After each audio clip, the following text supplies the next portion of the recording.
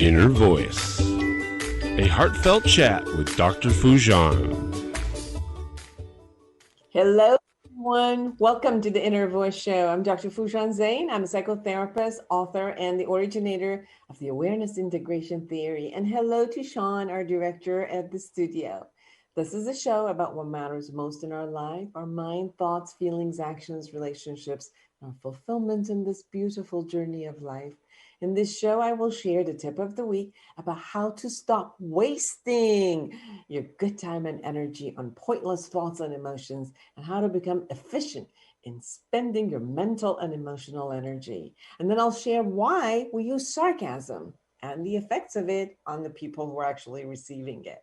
Then I'll bring you Maryanne O'Hara, the author of the novel Cascade, the Boston Globe Book Club's inaugural pick, a finalist for the Massachusetts Book Award and the People Book of the Week. But today, we're talking about her latest book, Little Matches, a memoir of grief and light, which is based on the 9 Lives Notes blog that she kept while her daughter, Caitlin, waited for a lung transplant.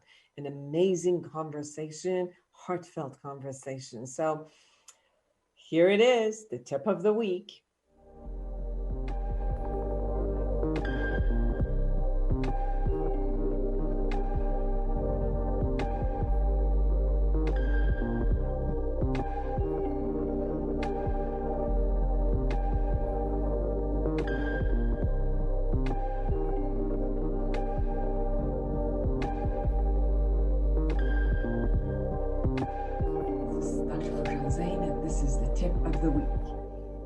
Ever noticed when your internal opinions and dialogues are pretty much irrelevant, pointless, and are just wasting your valuable time and energy? Imagine sitting in your home or apartment, hearing a noise from other apartments or homes. Your mind starts wandering, checking out the noise. First, you may check to see if all is safe. Then you may assess to see if you could do anything about the matter. So far, so good. Definitely relevant and necessary. Then you may begin assuming and fabricating all the what-if scenarios about the neighbor and what might be happening, and then assert an opinion of what you like or dislike, or that they should or should not be going or be doing such and such. This is when thoughts and opinions become irrelevant and unnecessary. Although as human beings, you're wired to constantly evaluate and have thoughts and opinions about all stimulus that enters your world, it is important to be efficient about the time and energy you spend on thoughts, emotions, and behaviors. Someone who's upset about their coworker's way of relating to her children, although the coworker's life has no bearing on this person's life. Someone who spends most hours of the day angry at their siblings for acting a particular way, while they have no authority to make decisions for them anyway. And someone who every day punishes her parents in her own mind about who they were and how they treated her when she was a child, while knowing that she has no way of changing the events in the past, are all the ways that one might spend a better stated, kind of like waste good energy and time over irrelevant matter, which would make it pretty much pointless. Unless someone enjoys this way of thinking as a dramatic internal entertainment, it may have no other useful application. So observe. In what ways do you waste your time and energy on irrelevant matters? What do you consider irrelevant? In what areas do you insist you have to have an opinion while no one is really listening or applying your opinion? How much time do you spend on matters that uproar you emotionally? How many of these matters you actually do something that makes a difference for you or others? What would you pay attention to instead if you choose to let go of the irrelevant thoughts. So I have some suggestions. Observe your thoughts. Assess if this matter is impacting you directly or indirectly. Assess if you have the ability to do something about it. Assess if you have the jurisdiction or the authority, the control, or the ability to influence the matter. Assess if your opinion and actions would benefit you or others. Assess if there are other people who are inviting your opinion or just telling you with their behavior that your opinion is irrelevant to them. Act if you choose to. If the answer to all of what I said was no, then drop it and move on to a thought and action that is useful, relevant, and beneficial for you and others around you. That is what I call efficiency in thought, emotion, and action. So for more observational tools in every area of your life, go to my book, Life Reset, The Awareness Integration Path to Create the Life You Want. Thank you for listening.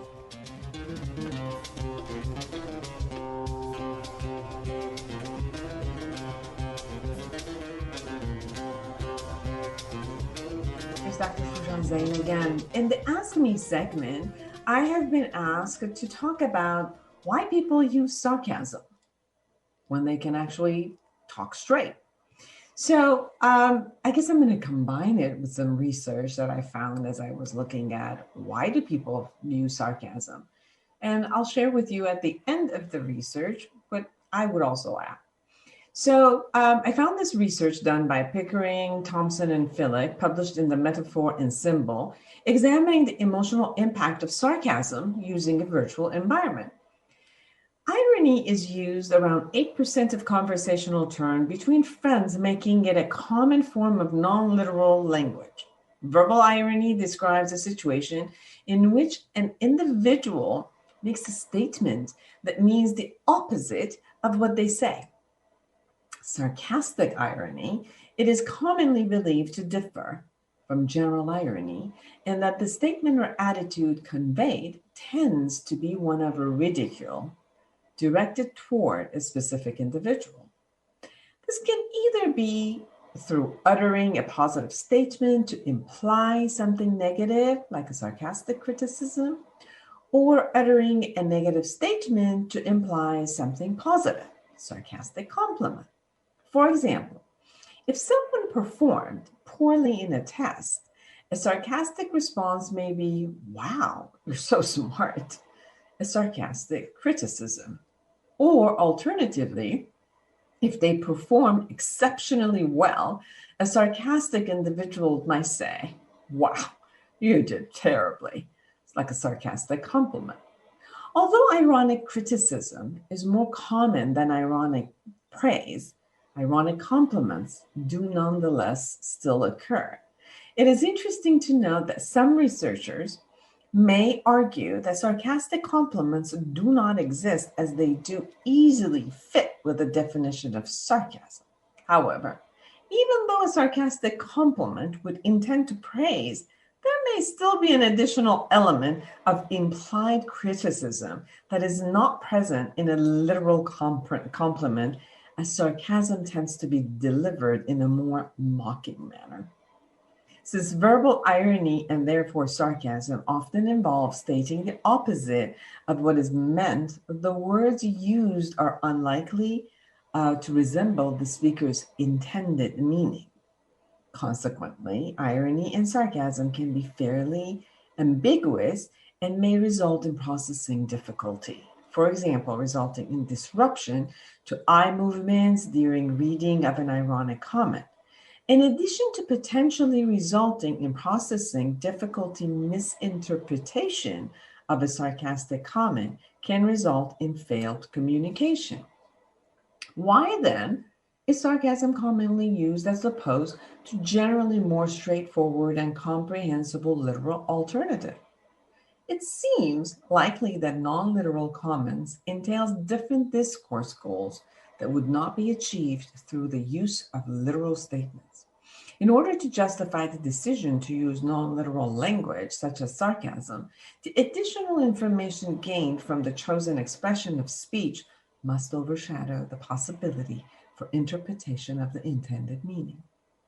Experimental research into the additional goals achieved through the use of sarcasm have suggested a range of social and emotional functions. For example, to be polite, to save face, to identify with the in-group, to mock, and to harshly criticize. One particular goal that has often been associated with the use of sarcasm is also to be humorous. Ironic comments were perceived as more humorous than their literal alternatives. Although sarcasm was perceived to be negative, it was also rated as more humorous. In an attempt to explain the effect of humor, the disparity between what the speaker intends and what the speaker actually says inevitably creates tension. And this tension, together with the surprise of hearing a comment that is the opposite of what is expected, results in the comment being perceived as humorous. Thus, sarcasm may be used to influence the emotional impact a comment has on the recipient compared to the literal alternative. However, there's a disagreement regarding whether this effect is to mute or instead enhance the positive or negative nature of the statement. Sarcasm is used to accentuate the condemnation or praise in a message relative to the literal direct alternative. This is based on the idea that when a person first hears a sarcasm statement, they must initially process the literal meaning to some degree, which then taints the intended meaning. For example, using the negative term awful to sarcastically compliment an individual would taint the comment with a negative literal meaning of awful, thus making it appear less positive than the positive literal alternative to say great. Likewise, using the positive term great to sarcastically criticize someone would taint the comment with the positive literal meaning of great to appear less negative than the negative literal alternative awful. And the result of this research actually showed that ratings of the perceived emotional impact of feedback were influenced by literally, specifically literal compliments were rated as more positive than sarcastic compliments, and literal criticisms as more negative than sarcastic criticism. The same pattern of effect was observed when participants considered the perceived intent of the speaker. The part that I also like to add to the research is actually that a lot of times when people are angry or they're not in a good mood or their way of thinking and being is kind of non-loving, sarcasm shows up, which they will put something that they're edgy about or agitated about or they're criticizing. They put it into a humorous level where it's funny, so it kind of calms it down and it doesn't become a confrontive aspect, so that the confrontation softens up and it becomes more like a carefrontive versus confrontive. But the other side of it is also that people, when they're confronted with saying a sarcasm, they can easily not take responsibility for that microaggression that comes and say, I was just joking. And it's true, they were being humorous, but the point of how you put that criticism within the humor, it still many times stings. So the effect of the sarcasm, especially when it's having a criticism concept into it, it actually leaves a nasty feeling with us, because it's almost like you just got stabbed, but you can't even, the person won't even take responsibility for just stabbing you, but you kind of like felt stabbed. But you're supposed to laugh at it or let it go. And if you actually got upset with the stabbing, then it would feel like there's something wrong with you, not the stabber. So that is also the negative part of the sarcasm. We talked about how it's useful in many, many aspects. but there's also the negative aspect of the sarcasm. Most people, if you look at if they're most of their conversation is on a sarcastic level, they might have some issue with direct conversation. They might feel shy, they might feel vulnerable, they might feel like it's too bold, or it's too powerful, and they can't have it to be that. And they kind of like soften it up consistently with the sarcasm. So those are the ways that sarcasm kind of work and doesn't work. So since you asked about sarcasm, the point is, if you're using it, see how much you're using it. Is it helpful in your communication? Is it bringing two people closer together? How else could you say things without the kind of like the twinge of anger or microaggression being in it? Can you be humorous and have some positive sarcasm in there? Or if you really have something that you're upset about, would it be effective if you actually kind of put it in sarcasm? Sometimes we look at sarcasm as kind of like a passive aggressive way of sharing things, so that if you don't like something and you don't want to put it out there straight, you kind of like soften it up with that. Again, it's going to hurt anyway. The positive sarcasm, like, you're actually giving a compliment to someone, but you bring it into like a negative thing. Try sometimes to also just say the positive without having to bring any negativity in it, because sometimes even that shows you're angry and your anger is showing up. Your anger is leaking everywhere. So use it appropriately. Use it in a way that is intended, and use it in a way that'll bring people together versus take them apart. Thank you for listening.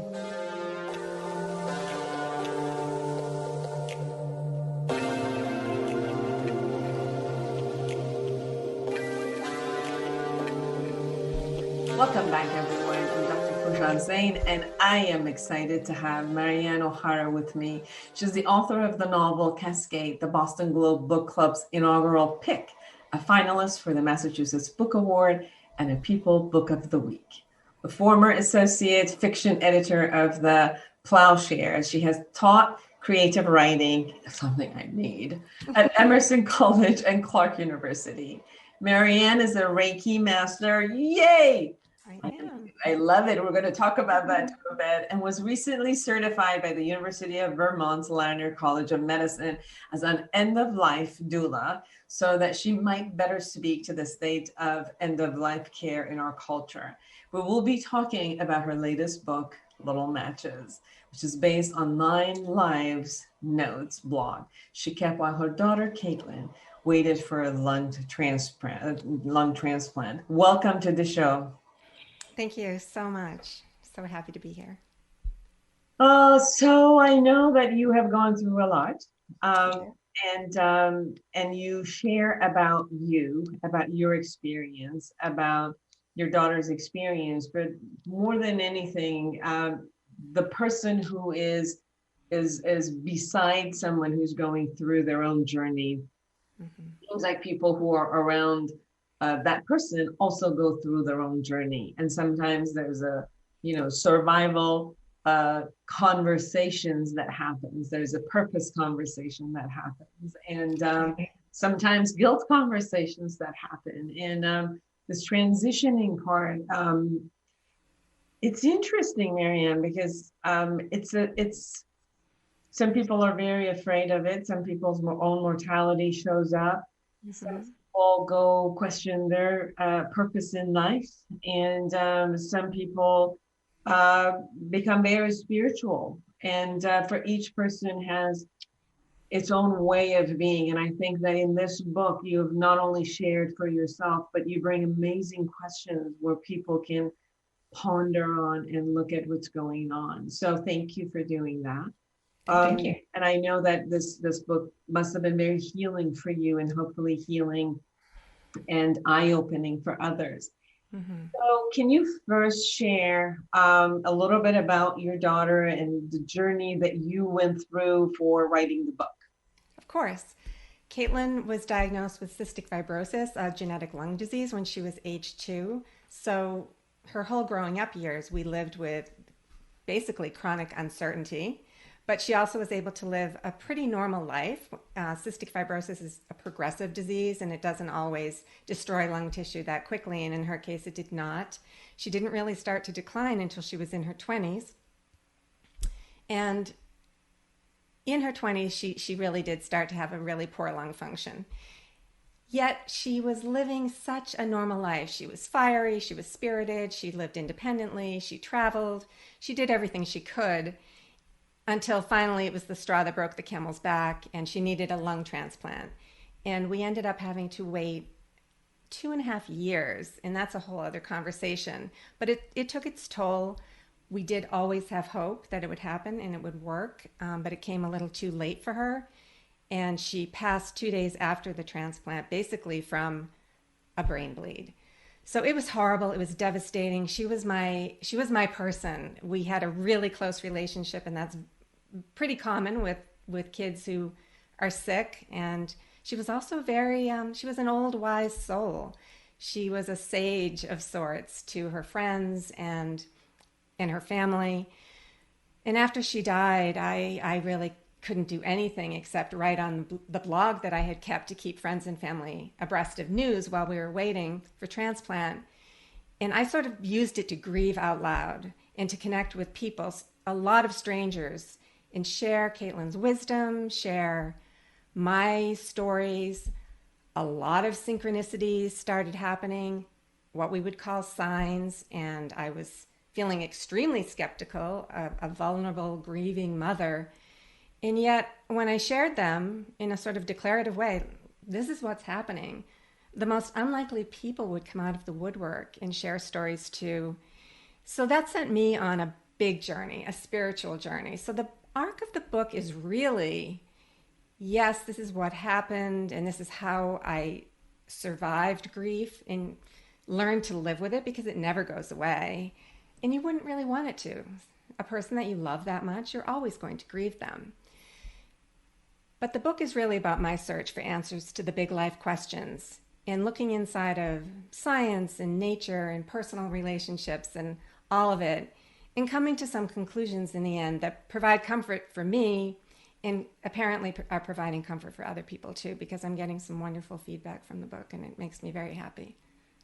I love the sentence you wrote, life is seriously a wild business.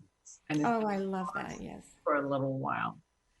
I've had the experience of actually one of my greatest friends who used to be a psychologist and had the cystic fibrosis, and he kind of learned about it when he was about 40, like when the first time some of the signs came in. And I remember when he found that out, he became very depressed about facing death and facing mortality. And I remember him, his wife called me and said, Foojan, you're the only one he will talk to. He won't talk to any of us.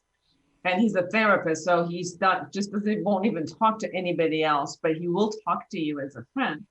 And then when we went on lunch together, Maryanne, he told me, I practice being dead in order to let go of fear of death. And I said, what do you mean by that?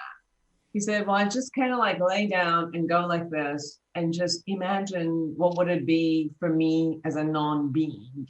Non-being, what does it mean for me and others around me? And what would it be as a non-being? And he said that's the way I'm trying to anticipate and let go of anxiety.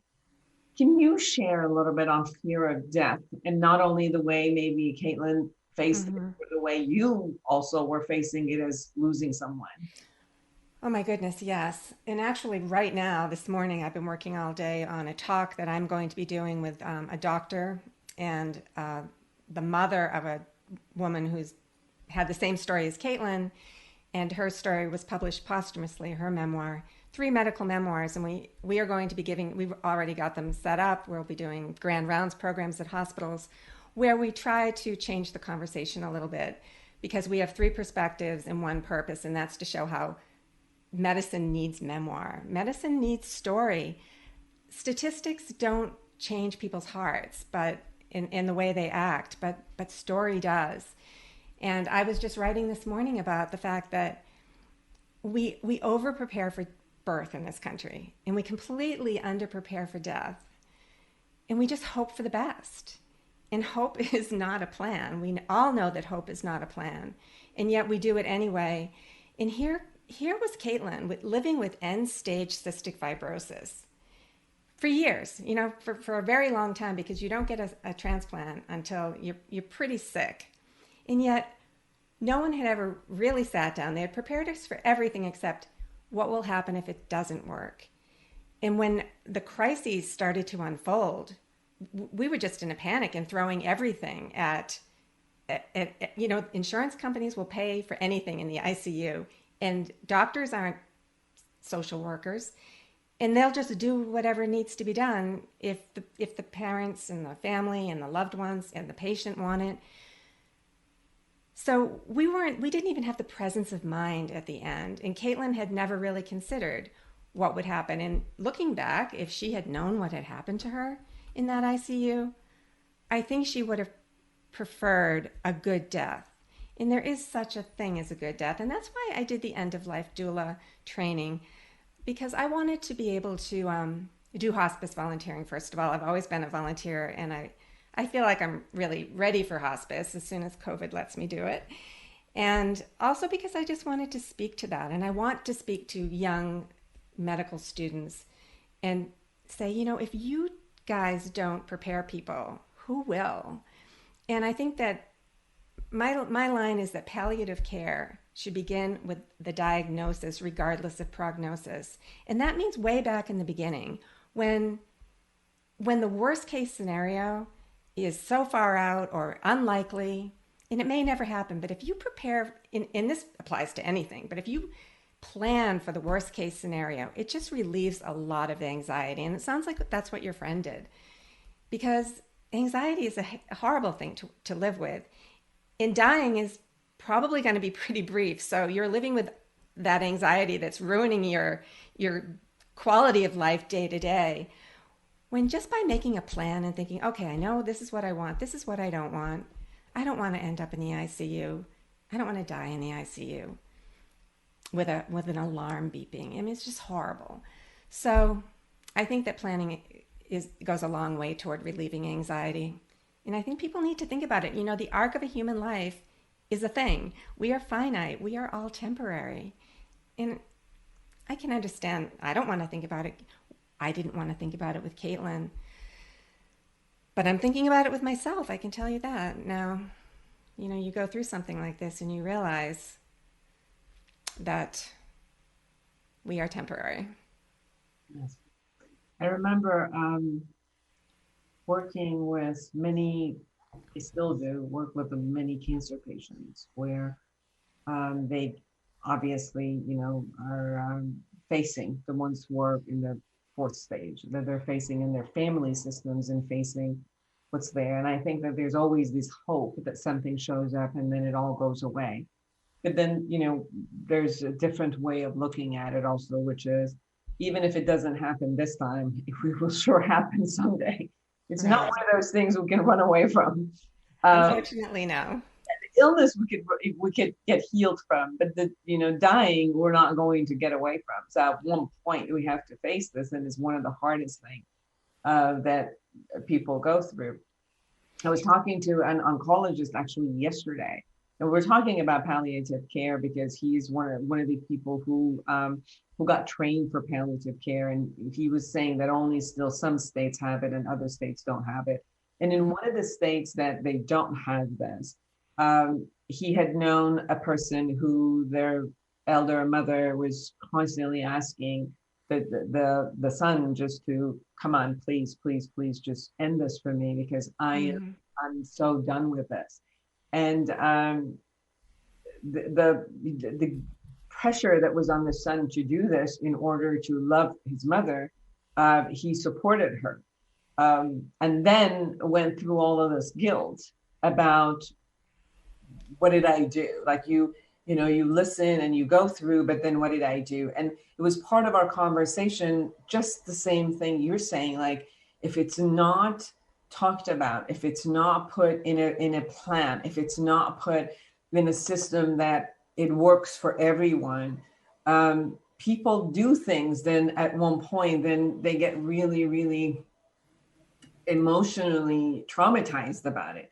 Mm-hmm. But if it was planned, if it was, in a state that was legal, if it was, if, then maybe both the mother and the son would be living and dying graciously, Right. versus going through the pain and then the trauma of the pain.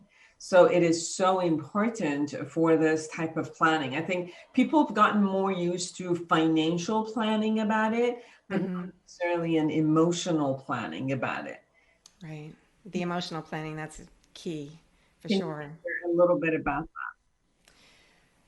Right. And again, for people who are healthy and don't really have to think about dying, it's kind of hard to get them to think about it. I can understand that. But I think after this last year with COVID and seeing how, Mother Nature showed us that we really don't have any control, I think a lot more people are in a different frame of mind. I'm certainly seeing that. And what I really tried to do with Little Matches was not write my tale of misery, not really focus on my story. I knew that it needed to be universal in that it could apply to anyone going through any kind of hard loss. And how do you cope with hard loss? What do you do when the worst happens, regardless of what it is? Usually it's loss of a loved one. But what do you do when you say, what's next? What now? How do I go on living? Is life meaningful? Does my existence serve any purpose? Those are the kinds of questions that most of us do come to ask. And I always had, but in a ruminating sort of way. After losing Caitlin, answers became so necessary. And I needed to go on my own journey, and I take the reader along with me. And I loved the way People magazine talked about the book. They said it was bracingly honest and deeply comforting. And that made me really happy because that is exactly what it is. And I was just talking to someone today who said, the directness is just so great. It makes me, you're speaking for the way I always felt. And you're showing me I'm not alone. And I love that because that is what I wanted to do. And I also wanted to comfort and inspire people. I really want people to really think about what really matters at the end of the day. And that is something Caitlin did do. And, being young, growing up with an illness her entire life, most kids like that are old souls. And she was. And she gave a lot of thought to questions of meaning and purpose and what you leave behind. But she didn't want to die, for sure. But she did confess to her best friend the last summer of her life that she feared that she had been put on this earth to teach others lessons. And her friend, who was bizarrely going through her own breast cancer diagnosis at age 32, was devastated and said, no, don't say that. But, was it a premonition? Who knows? And her friend has gone on to create an incredible community health center in Africa in Caitlin's name. Yeah. So what is your experience as far as the answers to these questions? Obviously, the answers you share are your own answers, but then these answers also open up those questions for other people. Right. About nature of life, purpose of life, what dying might feel like, what might be waiting for death feel like, or waiting for ceasing to exist feel like. Mm-hmm. There's a lot to it. There are many answers to that question, and I do explore all that in the book. I used to consider, I've had an open mind for a long time about consciousness enduring after death. Some of the University of Virginia reincarnation research that has gone on for decades is quite remarkable and dry. It's very dry and boring, but it's quite convincing. But after losing Caitlin, it all felt like wishful thinking.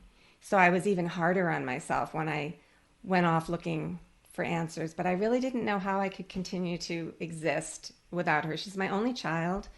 I loved her more than anyone, and I love my husband, but my daughter was my sidekick. And it's been really hard living without her. I was very I went through and just said, okay, I'm going to read the science books, and I'm going to brace myself for the fact that science can pretty much prove that we die, we die. Consciousness can in no way endure after death. And that information isn't out there. Science calls consciousness the hard problem. No one can explain consciousness. And there are people, and it's hard, of course, to do research on this sort of thing, but there's a group in Arizona, some research scientists who try to do these proving theories of brain focused versus consciousness materialist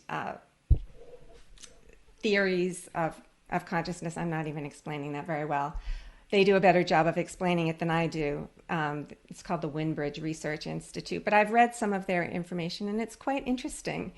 And then I totally never planned to see a medium, but a very well-regarded one came into my life. And I actually put the transcript of the recording with her in my book when I am actually being very closed off and not giving her anything. And it was a blind reading. She knew my first name. And she said things no one could know. No one could know. And then I also learned about how she had had her brain scanned while she was reading. She had a PET scan done of her brain, and so has Laura Lynn Jackson, a quite famous medium as well. And their brains show significant abnormality when they're doing readings. So, there's something there. And I really think the fact that we even exist and that this world exists and it's also magical and in balance, I just feel like, well, is it really that much of a stretch to believe there's at least one level higher than this? I'm not saying there's a man up there with a long white beard and a staff, but the fact that there could be something beyond this, which is already pretty amazing, and even so much of what we take for granted now would have been considered witchcraft or magic not very long ago. There's a wonderful quote by a man from the late 1800s that I've always loved. It's, "The universe is full of magical things patiently waiting for our wits to grow sharper." Eden Phillpotts. I've always loved that. And look at it. When he wrote that, most of what we live with certainly didn't exist. You and I talking on two coasts, looking at each other and speaking. I'm impressed with telephones, so I find it all very interesting, and I don't like closed minds on either end, and I love a good open mind, and I love questions, and mainly I want to ask questions and look for the answers. And one thing I write about in the book too is the difference between being told something and knowing. We all know what that knowing feels like. Knowing is deep certainty. It doesn't matter what anyone tells you. If you know something, you know it. And so I can't give anyone my knowing, but people can ask their own questions and come to their own conclusions. And I think it's a great thing to do. I mean, we're here. It's a magical life. Why just, go to Starbucks and go to work, and why not ask questions and think about what's beyond? Because it's really quite fascinating. Yeah, you say that it's life is our journey through growing our soul. Yeah, to me, honestly, it makes sense that that's why reincarnation makes sense to me. And I don't know if you've read like that book Surviving Death or seen that Netflix show. I didn't see the Netflix show, but I did read the book, and I had heard about that first case study with that little boy who insisted he had been an airman who had died in World War II. It was very well documented, and it's kind of, it's convincing. It's convincing to a lot of people. It's convincing to me. Once you read it and read all the details and read the records and read how they documented everything. And Leslie Kean's book is full of endnotes. But I just think that there's more to it. And I kind of just lost my train of thought. So help me. Well, the question that comes up for me is, how did living with your daughter's most precious being in your life, and knowing already from age 2, I think for you it meant much more than it would have had for her that she has the fibrosis, because you as an adult had a different idea about it, of what's going to be, than a 2-year-old. So I can imagine you living with this type of an anxiety, and the grief. It's all, some people think the grief only happens when you lose someone, but the grief can happen the minute that you're anticipating the loss. And I could see, like, exactly from age 2 of your daughter, you began anticipating grief, which went through, and then you having to come to terms with letting go. You had no other option, but you also had to choose to let go. Because I know a lot of people that their loved ones dies, but they stay in denial. They stay in push and pull. They stay in the bargaining stage, and they won't accept it. So it also takes us to let go.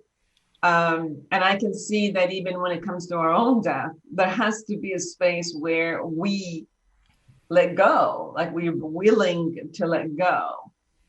Because even if there is a reincarnation or the soul and the consciousness, it's still won't be Foojan.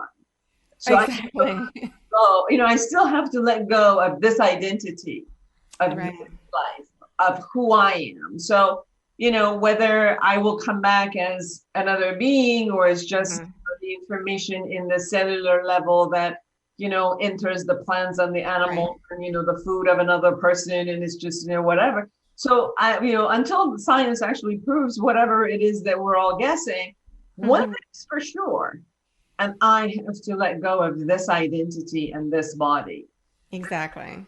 That grief has its own process, and I can see that you choosing to become, the end of life doula, and having not only had to experience your own grief, but now working with people who have to let go of their own body and identity, and then have to work with the family also to do that, to let go of this body and that identity and that person's, kind of like the person in their life. Like you said, Caitlin was my psychic. Like, her not being here, the missing was in a lot of space, in a lot of spaces every day.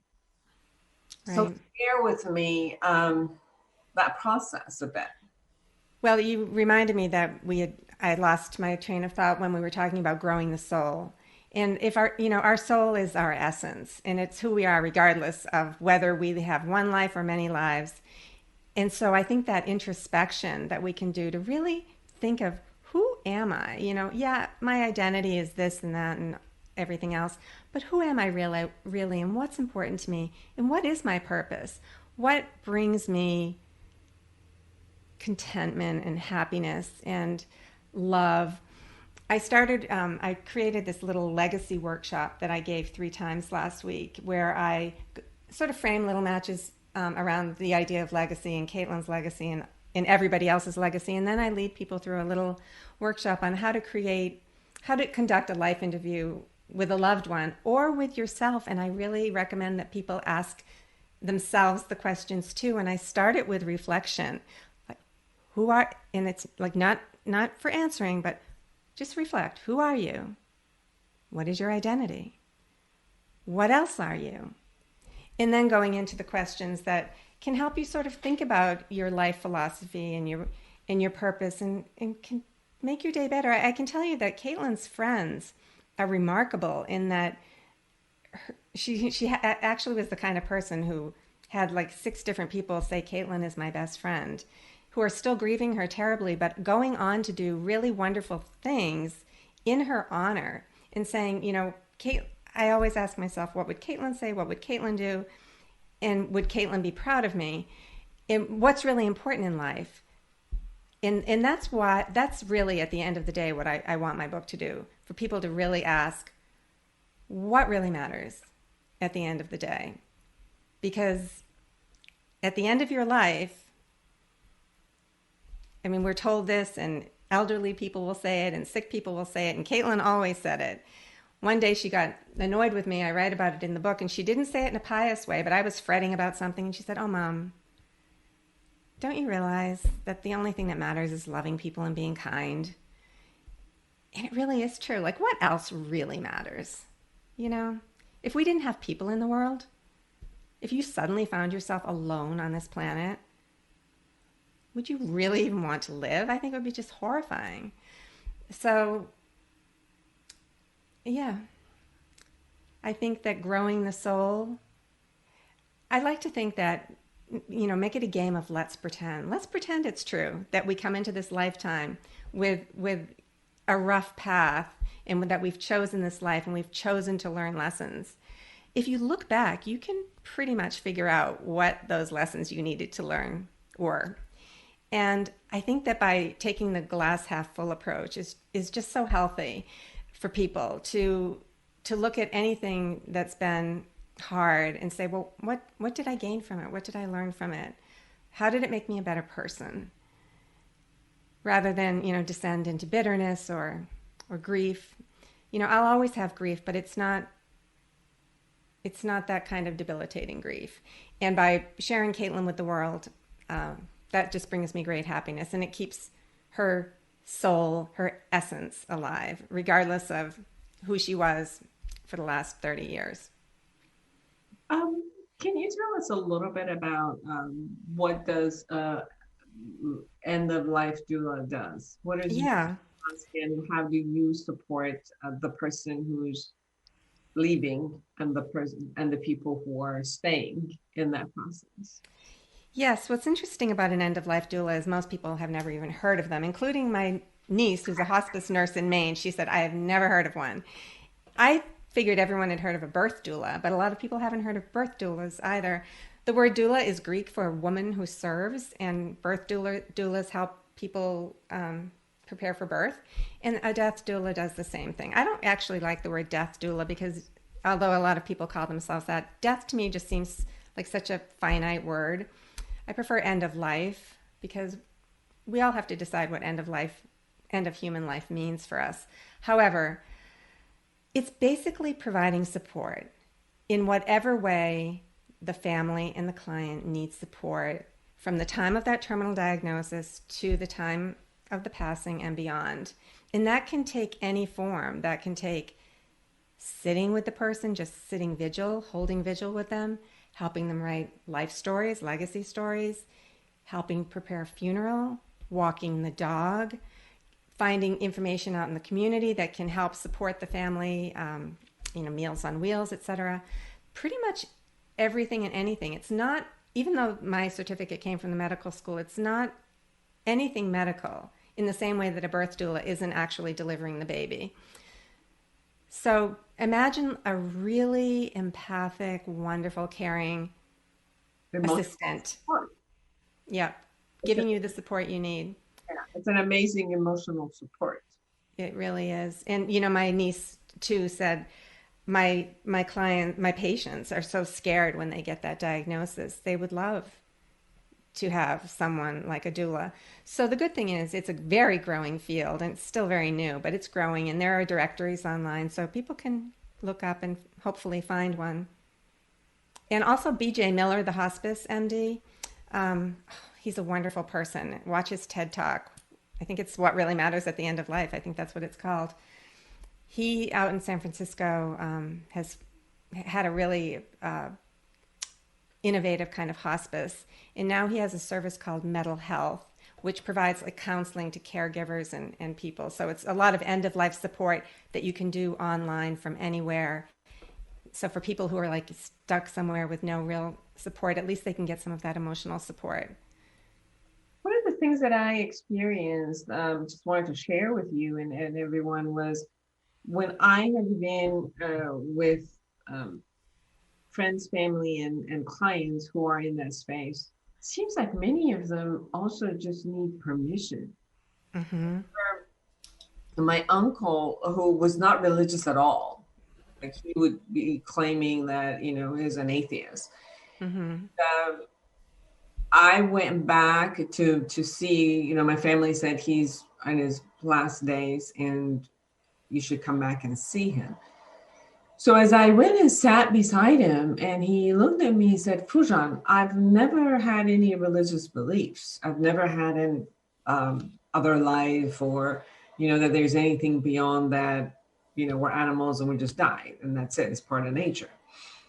And, but the past couple of weeks, I see all of our relatives, and then he would call their name that had passed on, come in many hours a day here, and they're partying, they're having fun, and they're kind of like asking me to come into their community and telling me they're waiting for me and that, I should just come along. And I'm confused. Is this just something that I'm, delusional? Is this my way of, trying to figure out safety for myself when I, kind of like create this image and then my mind is trying to comfort me. Right. And he had all of these questions about why is this process happening to him? And part of our conversation was, so what? It is what it is. I mean, whether it's the truth or your mind is creating this imagination to make you feel better. It's exactly. Beautiful. So it's wonderful and comforting. Exactly. That a whole community that you knew and you missed are waiting for you to go. Right. Like, what should I do? I said, well, if you like, you can choose to accept the invitation and say yes. And then, then it was more like, well, how do I say goodbye to all of these people around? I said, say goodbye, however, how, you influence listen to how you influence their life and tell them how they influenced yours. And when you're complete, when the next time these people show up and want to take your hand, then go for it. I said my goodbyes and I said that I won't. And I did exactly how he had influenced my life. And he thanked me for some of the things that I had done. And I left. And 2 days, I actually flew back. And 2 days later, he said goodbye and he moved on. I've experienced that a lot with my cancer patients where their family's like, okay. And they're sitting and saying, I don't think I have a permission to go because all of these people are waiting for me. And it's going through and helping that process of say goodbye and let go.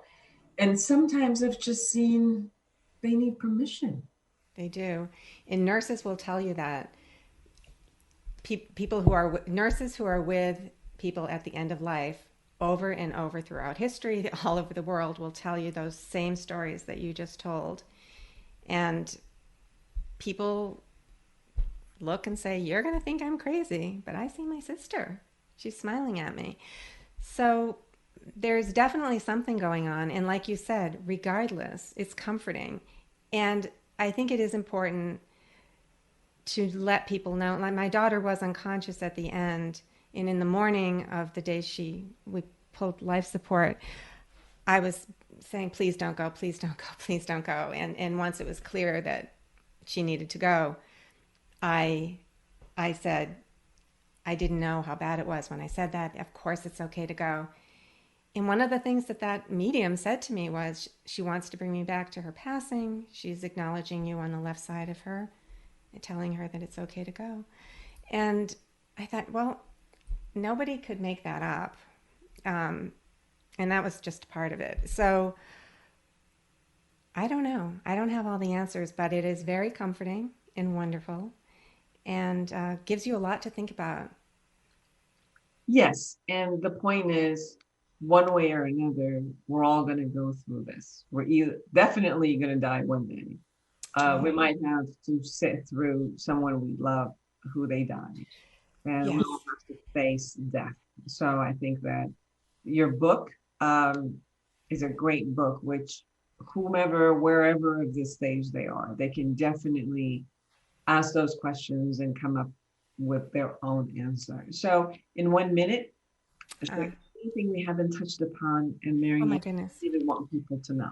Well, I do want people to know that this book might seem like a book about grief, And it is, but grief seeks light. Grief and light are all points on the spectrum of love. I truly believe that. And the book is, I love that people are saying they stay up all night reading it and they can't put it down.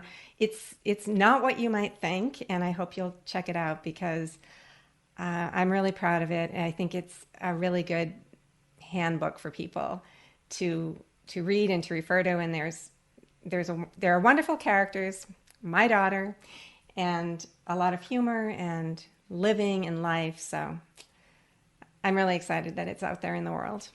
Thank you. Where can they find you? My website is my name, MaryanneOhara, and everything's there. The book is out. I recorded the audiobook, and it's out in all forums, and I'm on Instagram. That's my favorite. I like photographs. So Beautiful. Maryanne O'Hara, everyone, please get little matches. A Memoir of Grief and Light. Memoir of Grief and Light. Thank you so much for spending this time. Thank you, Foojan. It was so lovely to meet you. Same here. Thank you. And come on along when you write all your other novels. I will. I'm getting back to my novel. Thank you. Beautiful. And for all of you who are out there alive and kicking, create an amazing life for yourself and everyone around you. And I love that. And until next week, bye-bye.